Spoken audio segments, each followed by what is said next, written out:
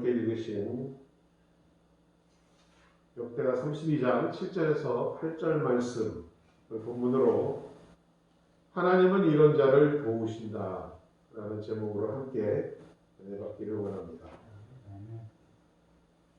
우리가 인생을 살다 보면 참 내가 잘못하지도 않았는데도 억울하거나 어려움을 경험할 수 있는 것과 같이 신앙생활을 잘한다라고 생각하는데도 위기와 고난을 만날 수 있습니다. 우리가 읽은 오늘 본문에 역대하 32장의 히스기야 왕의 사적을 보면 바로 우리는 이 사실을 알 수 있습니다. 그래서 오늘 본문의 히스기야에 대한 기록은 우리에게 중요한 진리를 말씀하고 있습니다. 즉 히스기야를 통하여 성경이 말씀하고 있는 것은 하나님을 잘 섬기고 하나님의 뜻대로 살아도 곤고한 날이 올 수 있다라는 것을 명심하라는 것입니다. 그리고 또 하나는 그런 곤고한 날을 당했을 때에 우리가 어떻게 대처하는 것이 이 어려움을 극복하고 이기는 길인가를 말씀하고 있습니다. 이런 면에서 우리는 오늘 히스기야 왕을 주목할 필요가 있습니다. 여러분이 많이 들어보신 유다 왕 히스기야는 북이스라엘과 남유다로 두 동강이 난 남왕국의 13번째 왕입니다. 히스기야는 25살이 되던 해에 왕위에 근극을 합니다. 그런데 여기서 놀라운 것은 히스기야 왕의 아버지 아하스는 매우 악한 왕이었다라는 것입니다. 얼마나 악했는지 하나님을 섬기도록 지어놓은 거룩한 성전에 하나님을 섬기는 모든 기구들을 치워버렸고 이방신을 섬기도록 우상과 제단을 만들어 하나님의 성전을 더럽힌 왕이 히스기야 왕의 아버지입니다. 히스기야 왕의 아버지 그가 얼마나 백성들로부터 이후에 미움을 받았는지 그가 왕이면서도 당연히 묻혀야 할 왕등에 묻히지 못하고 평지에 묻혀서 지나다니는 사람들마다 그 무덤을 짓밟고 다닐 정도였습니다. 그러한 악한 왕, 영적으로부터 무너진 아버지에게서 히스기야라는 아들이 태어났다라는 사실은 정말 기적이 아닐 수 없습니다. 하나님의 말씀을 순종하는 왕으로 하나님을 섬기는 왕으로 그래서 열왕기상 18장 5절을 보면 히스기야를 이렇게 말씀합니다. 히스기야가 이스라엘 하나님 여호와를 의지하였는데 그의 저도 유다 여러 왕 중에 그러한 자가 없었다라고 말씀하고 있습니다. 이스라엘 역사 전부를 아무리 살펴보아도 유다의 역사를 통틀어 보아도 히스기야와 같은 믿음의 왕은 없었다라는 말씀입니다. 그의 아버지는 하나님 앞에 불의한 자였음에도 불구하고 그 아들은 믿음의 좋은 성군이 되어 나라를 다스렸다라는 사실입니다. 여기에는 바로 이러한 비밀이 있습니다. 불의한 아버지에도 불구하고 히스기야 왕이 하나님 앞에 정직하게 바로 설 수 있었던 이유는 바로 그의 어머니의 영향이었습니다. 히스기야 왕의 어머니 아비야는 경건한 제사장 스가야의 딸이었습니다. 어려서부터 아비야는 신앙으로 잘 양육된 여성이었고 이제 잘 자라 왕비가 되었던 것입니다. 그리고 히스기야 왕을 낳았던 것입니다. 사랑하는 권사님, 집사님들, 어머니의 믿음이 좋지 않으면 아이들의 믿음도 마찬가지입니다. 어머니의 믿음이 철저하면 아이의 믿음도 철저합니다. 특별히 유대의 어머니들은 탈무드라는 경전을 아이들의 잠자리에서 읽어줍니다. 아이가 잠이 들 때까지. 젖을 먹일 때도 하나님을 노래하고, 히스기야가 바로 이러한 엄마의 영향을 받았던 것입니다. 그래서 히스기야는 왕이 되자마자 자기 아비가 어지럽게 놓은 하나님을 거역한 모든 것을 바로잡기 시작합니다. 아버지가 더럽힌 성전을 깨끗하게 치우고 하나님만 섬기는 거룩한 전으로 다시 정화시켜 놓았습니다. 그리고 나라 곳곳에 우상 숭배하는 자들이 모여 우상을 섬기도록 만든 산성들과 우상을 다 헐어치워버립니다.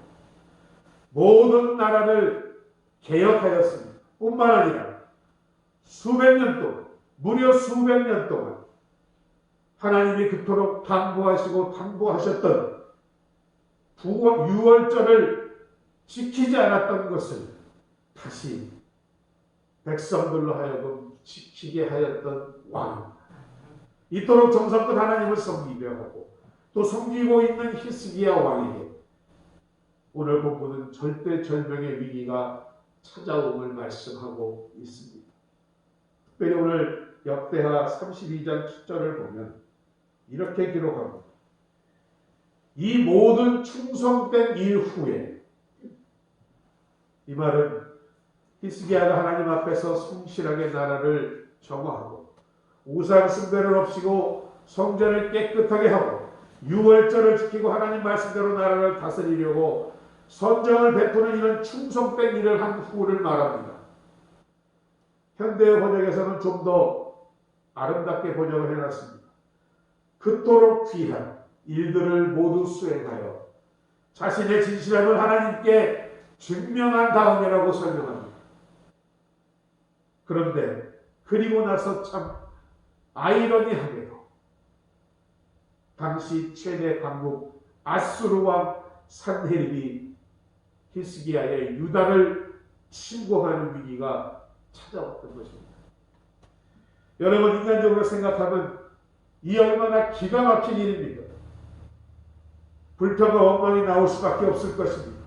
히스기야도 인간적으로만 판단했다면 하나님께 원망을 하였을지도 모릅니다. 그러나 성경을 보면 그 어느 곳에도 히스기야 왕의 불평이나 원망이 기록되어 있지 않습니다. 담담하게 그 현실을 받아들이고 있습니다. 히스기야에게는 이런 어려움과 위기가 봉착했지만 이 어려움 속에서도 믿음으로 바로 대처하면 하나님의 놀라운 축복을 안겨주실 것이라는 확신을 갖고 있었기 때문입니다. 그래서 오늘 히스기야가 우리에게 보여주는 것은 우리가 감당할 수 없는 위기를 만나고 어려움에 처한다 할지라도 평안할 때 우리가 하나님을 섬기며 살았던 그 자세를 변함없이 유지하며 하나님 앞에 성실하게 나아가야 한다는 것입니다. 불평불만 원망하지 아니하고 인생한탄하지 아니하고 하나님 앞에 나가야 한다는 것입니다. 그것이 바로 히스기야가 위대한 점이며 하나님의 도움을 받는 사람이 된 이유였던 것입니다. 혹시 지금 이 자리 가운데 신앙생활을 잘하고 있는데 자꾸 어려운 일이 생각지도 않은 일이 터져나오면서 마음의 갈등을 겪고 계시는 분들이 있으십니다. 내가 정말 하나님을 잘 믿고자 하고 전적으로 하나님 앞에 의지하고 주님의 뜻대로 살기만 하면 야베스의 기도와 같이 환난에서 우리를 건져주시고 근심 없는 인생을 살게 해주셔야만 하는데 그렇지 않은 일로 인하여 마음이 촌밀과 같이 무너져 내리고 계시지 않습니까? 마음속에 어떤 불안한 생각, 불만스러운 생각으로 가득 차 있지는 않습니다. 오늘 만일 그렇다면 히스기야 왕을 주목하시는 여러분 되시기 바랍니다. 히스기야는 어려움을 당할 때 그가 어떻게 대처했는지를 통해 오늘 우리에게 세 가지를 말씀하고 있습니다. 첫째로 히스기야 왕은 먼저 자기가 해야 할 일에 대해 최선의 노력을 다하고 있음을 보여주고 있습니다. 다시 말하면 하나님 앞에 도와달라고 구하기 전에 아니면 하나님 앞에 도움을 구하면서 인간으로서의 자신이 해야 할 책임을 다하고 있다라는 말씀입니다. 본문 3절에서 5절까지 내용을 보면 그 이야기에 대해 기록이 되어 있습니다. 그가 무슨 일을 했습니까?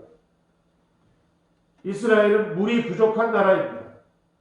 그런데 예루살렘 남쪽에 가면 기혼샘이라는 물이 솟아나는 수원지가 있습니다.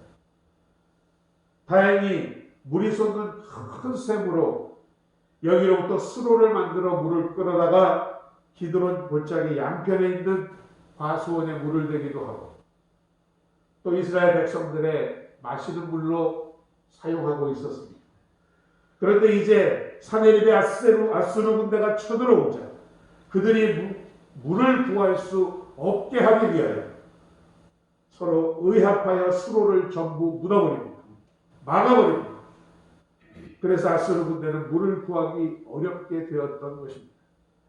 그리고는 지하 500m 거리에 터널을 다시 파서 그 기온샘에서 나오는 생수를 그대로 끌어들여 예루살렘 성 안으로 통하도록 만들고 있는 것입니다. 얼마 전에 제가 TV에서 본 다큐멘터리에 바로 이 장면이 나왔는데 무려 500m가 떨어진 양쪽에서 서로 달리 시작을 했는데 당시 핸드폰이 있었겠습니까? 무선기가 있었겠습니까? 그 지혜를 파고 들어왔는데 정확하게 예루살렘 지점에서 딱 마주쳤다. 그 통로의 폭은 우리 김정대 집사님 같이 날씬하신 분은 두 분이 함께 갈 수 있고 저 같은 사람은 혼자밖에 못 가는 길이랍니다. 하나님의 은혜가 아니었나 생각합니다. 그래서 아무리 그들이 포위를 당해도 성 안에서는 물이 부족한 것으로 인해 어려움을 당하지 않도록 히스기야가 대책을 세웠던 것입니다. 뿐만 아니라 당시 무너져 내렸던 성곽은 모두 증축해서 세웠습니다. 또 망대를 다시 손질했습니다. 그리고 군사들을 재정비했고 무기를 다시 갈아서 공급했습니다. 이처럼 인간으로서 해야 할 모든 일을 히스기야는 기도하면서 행하였던 것입니다. 여러분, 우리도 정말 감당하기 힘든 너무나 어려운 일을 당하게 되면 모든 것 다 내려놓고 오살리 기도원으로 올라가시는 분들이 많이 있습니다. 물론 내가 당한 이 어려움을 하나님께 고해야겠다고 기도원에 올라가는 일은 아름다운 일입니다. 그런데 문제는 그 기도원에 올라가서 내려오지를 않는다는 것입니다. 기도원에서 하루, 사흘, 일주일 이렇게 있다 보면 세상 만사 다 잊어버리고 살 수 있거든요. 그러다 갑자기 내려와 보면 다시 머리가 지끈지끈 아프고 문제가 해결되지 않으면 알 수 있습니다. 세상 살기가 겁이 납니다. 다시 기도문으로 올라가 버립니다. 제가 생각할 때는 이것은 하나님을 믿는 바른 태도가 아니라고 생각합니다. 기도할 때는 기도하더라도 내려와서는 기도할 때 하나님이 주신 지혜로 최선을 다해야 하는 것입니다. 어떤 사람은 믿음을 이렇게 생각합니다. 믿음이 뭐냐? 하나님이 하실 수 있도록 모든 것을 다 하실 수 있도록 나는 아무것도 안 하는 것이다. 그래서 오직 하나님이 하시도록 기다리는 것이 믿음이다라고 생각하시는 분들이 있습니다. 일면 맞는 부분도 있지만 하나님을 전적으로 의지하는 사람은 하나님께서 일하라고 주신 이 두 양손을 가만두지 않을 줄로 믿습니다. 열심히 뛰라고 한 이 양발을 놀리지 않을 줄로 믿습니다. 또한 모든 지혜를 동원해서 이 위기를 극복하고자 노력하는 사람인 줄로 믿습니다. 누가 이런 말을 했습니다. 내가 어렵고 고통스러운 일을 당하면 나는 평소보다도 시간을 두세 배 더 투자한다. 그래야만 이 평범한 두뇌를 가지고 태어난 나 같은 사람이 문제를 해결할 수 있기 때문이라고 말하는 사람이 있습니다. 이처럼 여러분, 어려운 일을 당하면 기도 가서 엎드려만 있으면 안 되는 것입니다. 두드려야 합니다. 10번을 두드려서 안 되면 100번 두드리고 100번 두드려서 안 되면 1000번을 두드려야 하는 것입니다. 그래서 하나님이 길을 열어주실 때까지 내가 할 수 있는 최선의 노력을 다하는 것, 이것이 오늘 히스기야가 우리에게 보여주고 있는 첫 번째의 자세였습니다.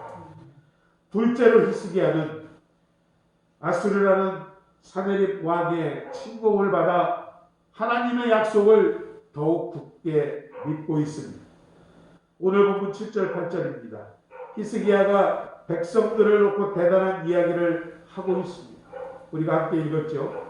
너희는 마음을 강하게 하며 담대히 하고 아수르 왕과 그 쫓는 온무리로 인하여 두려워하며 놀라지 말라. 우리와 함께하는 자가 저와 함께하는 자보다 크니 저와 함께하는 자는 육신의 팔이요 우리와 함께하는 자는 우리 하나님 여호와이시라. 반드시 우리를 도우시고 우리를 대신하여 싸우리라고 백성들 앞에 선포하고 있습니다. 히스기야가 무엇에 근거해서 이렇게 큰 소리 칩니까? 히스기야는 하나님이 하신 약속의 말씀을 꼭 믿고 있었던 것입니다. 틀림없이 그가 한 이 말씀은 신명기 28장에 기록된 말씀이었던 것입니다. 신명기 28장 14절에 하나님은 약속하셨습니다.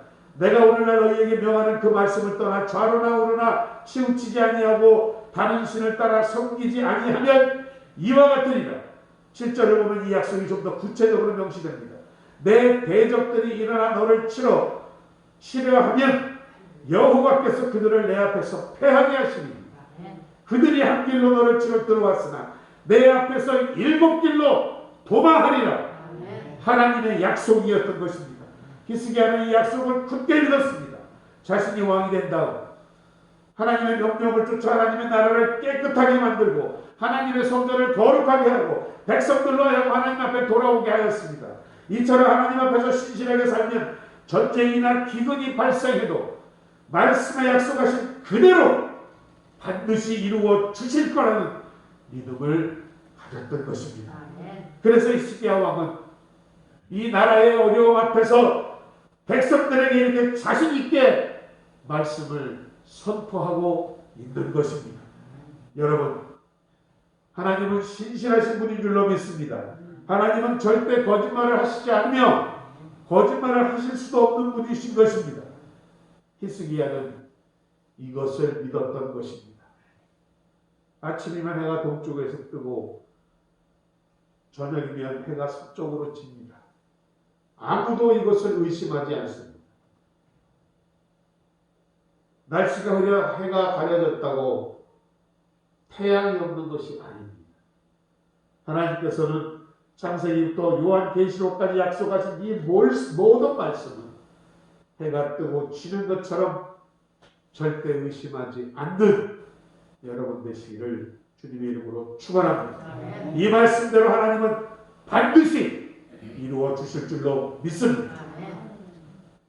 그런데 우리는 아멘하지만 실제적으로 문제가 있습니다. 하나님은 거짓말하시는 분이 아니시라는 것도 우리는 믿습니다.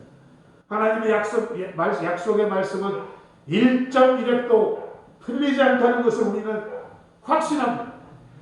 그러나 막상 어려운 일이 눈앞에 치면, 막상 위기 앞에 우리가 서게 되면 이런 하나님의 약속을 믿는다는 것이 결코 쉽지 않다는 것을 우리는 알고 있습니다. 가장 절실하게 하나님의 말씀을 믿음으로 붙들어야 할 상황에 오히려 하나님의 말씀을 허황한 것으로 여기고 생각하고 밀쳐내는 일들이 우리 가운데서 일어난다라는 것입니다. 정말 믿음을 가지고 대처해야 할 자리에 거꾸로 믿음을 차버리는 그러한 유혹을 받을 때가 많다라는 것입니다. 이것이 현실입니다. 저도 그렇고 여러분도 그렇습니다.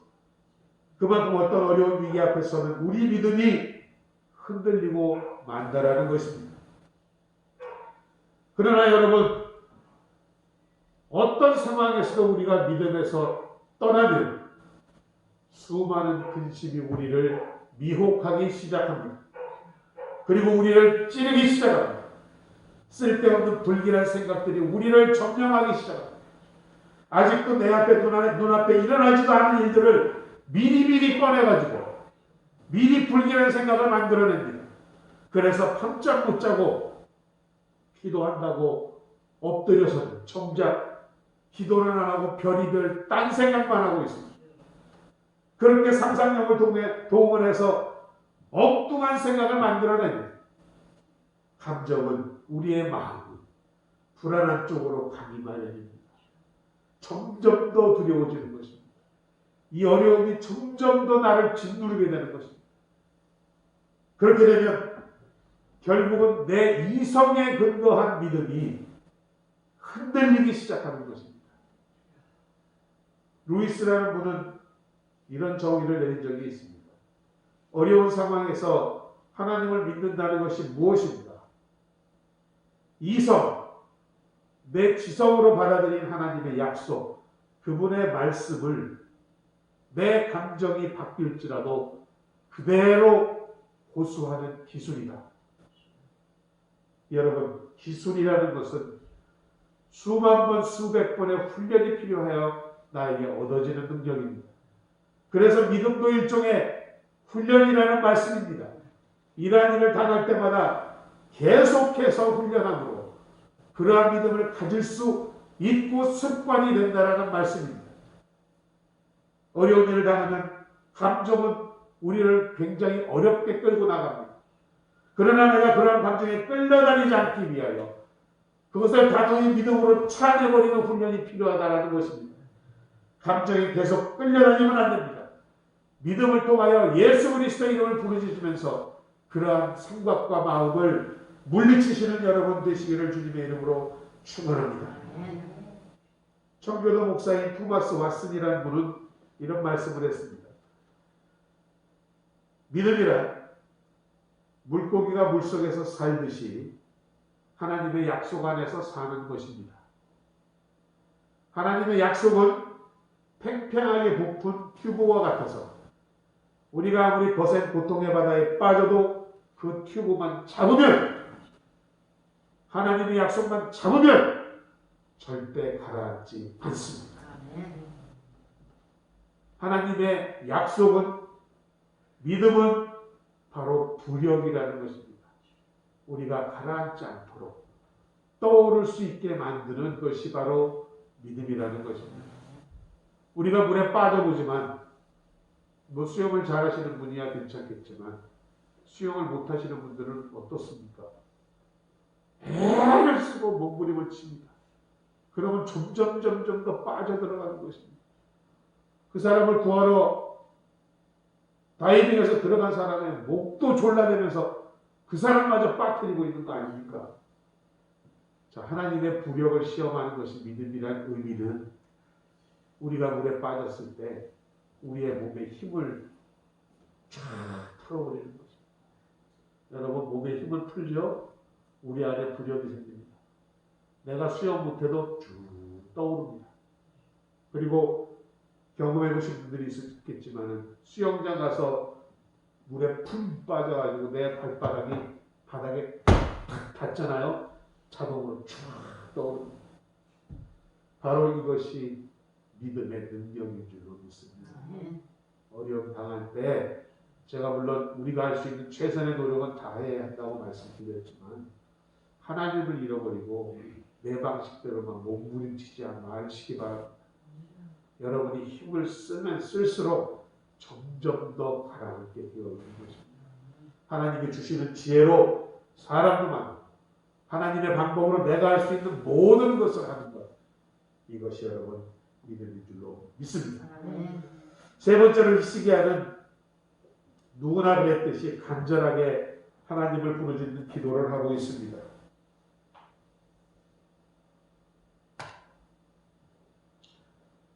20절 이하를 보면 히스기야 왕이 아모스의 아들 선지자 이사야로 더불어 하늘을 향하여 부르짖어 기도합니다. 히스기야 왕의 위대한 점 중에 하나, 그는 왕이면서도 기도하는 사람이었습니다. 다윗과 같이 하나님 앞에 무릎을 꿇는 사람이었습니다.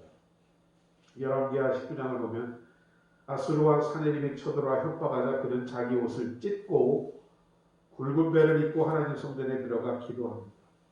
자, 옷을 찢고 굵은 배를 입었다라는 표현은 하나님 앞에 회개의 자세를 말하는 것입니다.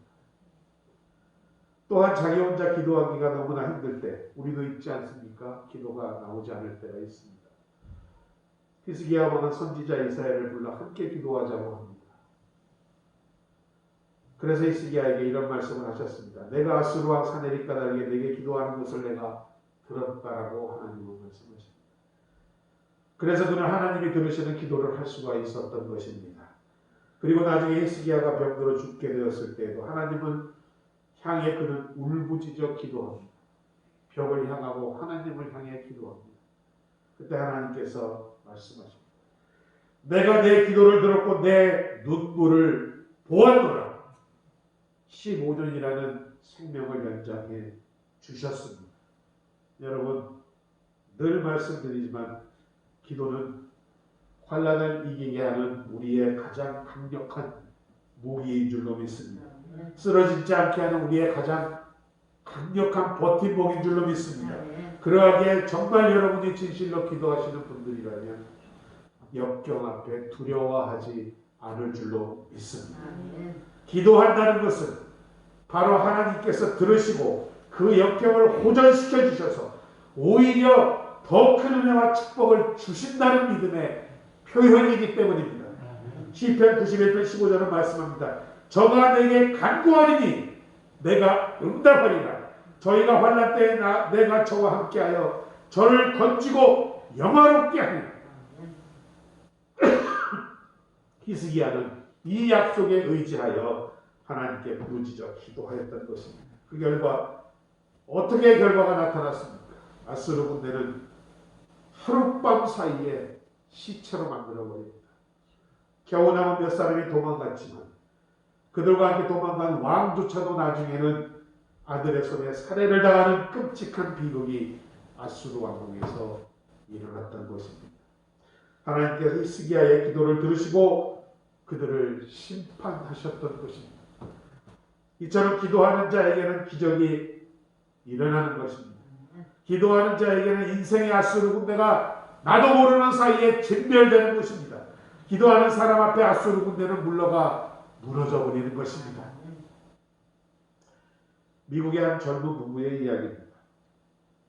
평범하지만 그 가운데 우리가 겪을 수 있고 실감할 수 있는 이야기여서 제가 잠시 소개하겠습니다. 이 젊은 부부는 3살 배기 아이와 이제 태어난 지 2달 된 아이를 데리고 있는 부부입니다. 그런데 마치 지금과 같은 상황이었나 봅니다. 이 남편이 다니고 있던 회사가 부실 경영으로 인해서 그만 남편이 실직을 하게 됩니다. 그동안 모아놓았던 돈은 둘째 아이를 출산하면서 거의 다 써버리고 바닥이 났습니다. 밤마다 부부가 앉아서 하나님의 말씀을 펴놓고 읽습니다. 그 말씀이 예전과는 달리 더 마음에 다가올 느낍니다. 하나님의 말씀을 읽다가 참 감동적인 약속의 말씀이 있으면 그것을 붙들고 서로 이야기도 나누고 위로하고 격려하면서 손을 잡고 간절히 기도해서 하나님, 우리를 이 위기에서 건져 주옵소서. 아빠에게 직장을 허락하여 주옵소서. 어느 날 저녁 마태복음 6장 33절의 말씀을 보게 되었답니다. 너희는 먼저 그의 나라와 그의 의를 구하라. 그리하면 이 모든 것을 너희에게 더하시리라. 곧 이방 사람들이 걱정하는 것, 먹고 마시는 모든 문제를 하나님께 맡기면 해결해 주신다는 말씀이었습니다. 이 말씀을 붙들고 같이 위로하며 격려하였습니다. 그리고 두 사람이 약속했습니다. 여보, 우리 아무리 어려워도 하나님의 뜻에 따르는 것에 우선순위를 두자. 하나님 나라를 걱정하고 그 나라를 위해 기도하는 것을 먼저 하자. 그 다음 두 번째, 우리가 돈 이야기 하면서 하나님께 손 내밀지 말자. 자, 밤에 이렇게 두 부부가 믿음 말씀으로 무장을 하였습니다. 그러나 아침이 되면 이제 남편은 직장을 구하러 밖으로 나가고 어린 두 아이를 데리고 이제 집안에 남아있는 아내는 기도할 때 그만큼 금방 하나님이 은혜를 주시고 해결해 주실 것 같은데 해만 뜨면 아무 변화가 없는 사실에 자기도 모르게 의기소침해지고 불길한 생각들이 자꾸 마음에 들어오기 시작한 것입니다. 철없이 놀고 있는 아이들을 보면 불쌍해 죽겠고 내 모습도 너무나 처량하고 그래서 자기 연민과 우울에 빠지게 됩니다. 그러다 보면 죽고 싶다. 이렇게 살아서 무엇하나 하는 생각이 계속 끌려다니게 되는 것입니다. 이러면서 여러 날을 보냈습니다. 저녁에 기도하면 힘을 얻었습니다. 낮에는 이런 여러 가지 찾아오는 어려운 심리적 갈등과 환경 때문에 고통하는 나날을 보냈던 것입니다. 그런데 어느 날 조나벨이 울립니다. 가까운 사이는 아니었지만 교회에서 한두 번 눈인사를 했던 집사님의 전화였습니다. 이상하게 당신 가정에 기도를 하면 자꾸 생각이 납니다. 성도님 집안에 무슨 일이 있으신지요? 내가 이 생각을 떨쳐버릴 수가 없어서 전화로 연락을 드렸습니다. 무슨 일이 있으십니까? 저에게 좀 말씀을 해주시죠. 그러자 이 아기 엄마는 처음에는 괜찮다고 하다가 그 집사님이 너무나 진지하게 물어보니까 실은 아빠가 실직 중이어서 무일푼입니다. 아 그래요? 우리 교회에서 더 열심히 기도하겠습니다. 함께 모여 중보하겠습니다. 성도님 이 어려움 중에서도 하나님이 함께 하신다는 사실을 절대 잊지 마시기 바랍니다. 그리고는 전화를 끊었습니다. 집사님. 그리고 나서 한 일주일 후에 교회에서 한 분이 찾아오시면서 봉투를 건넵니다. 열어보니까 50불이 들어있었더라고요. 50불이면 지금 우리 돈으로 한 6만 원 되겠죠. 그때 이 젊은 부부들이 갖고 있던 전 재산은 39센트였습니다. 너무나 감사했습니다. 그것을 가지고 장도 보고 아이들과 오랜만에 맛있는 저녁 식사도 하고 그 다음 부부가 앉아서 하나님 때를 따라 일용할 양식을 주심을 감사합니다라고 기도했습니다. 그러나 이 50불이라는 돈도 2주간이 지나자 바닥이 났습니다. 아직도 직장은 구해지지 않습니다. 주일학교에 잠깐 일을 하다가 이제 집으로 돌아오려는데 교회 부목사님 한 분이 달려오니 봉투 하나를 건넵니다. 어떤 분이 자기 이름을 밝히지 말고 전해주라고 했던 것입니다. 집에 와서 뜯어보니 150불이 이번에는 들어있었습니다. 너무나 하나님 앞에 감사했습니다. 때를 따라 일용할 양식을 주신다는 사실을 절감하게 되었습니다.